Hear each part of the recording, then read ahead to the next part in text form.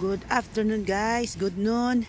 Ayan, andito ako ngayon sa school ng aking alaga. Kung makikita nyo guys, walang katao-tao dito ngayon na nagtatambay, kundi ako lang. Bakit? Dahil sa super lamig. 6 or 5 degrees I think, or 7 like that. So talaga nga naman lahat ng tao is ayaw lumabas.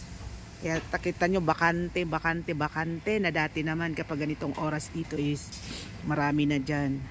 Pero ngayon dahil basa at maulan pa, umulan, ngayon tumigil-tigil. But pag pinagsabay mo yung ulan at saka yung lamig, grabe guys, sobra. Freeze na kami dito. Ako, yung kasuotan ko ngayon, ako apat, pero ramdam ko pa rin yung lamig, sobra.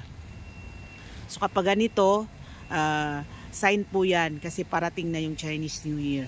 Alam nyo ba guys na kapag Chinese New Year, ito yung gustong gusto nila, yung mas malamig pa. Parang ano nila yan, good luck. Na pag malamig ang panahon, lalo na timing Chinese New Year is talaga naman ano sa kanila yan, lucky. Okay, so ayan dito, so makikita nyo mga tao nagdadaan, lahat nakabalot, naka-jacket, and then umuusok-usok pa yung aking bibig habang nagsasalita ngayon. Ayan sila, mga balot na balot. Ayan, napakadaming space ngayon. Space dahil bihira lang yung mga lumalabas. Karamihan is nakakulong sa bahay. Pero kami talaga may mga gawain ganito na naghatid ng mga baon sa alaga. Need talaga namin na lumabas, no choice. Trabaho is trabaho.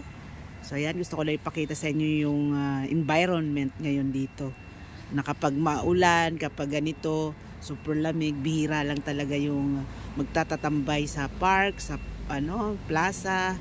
At bihira lang din yung mga taong lumalabas kahit sa kalye. Depende na lang kung may mga bibilhin talaga din sila, grocery. Siyempre kailangan lumabas.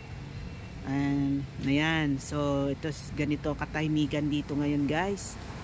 At ang aking favorite place din na nagtatambay ako dyan, nagpapalipas oras bago umuwi ng bahay kapag naghatid ng lunch. So ganito. So yun lang guys, gusto ko lang sa inyo ipakita ngayon yung kung ano yung situation dito ngayon dahil sa super lamig. Sabi nga is baka di sa week din is bababa pa sa 5 degrees. So grabe.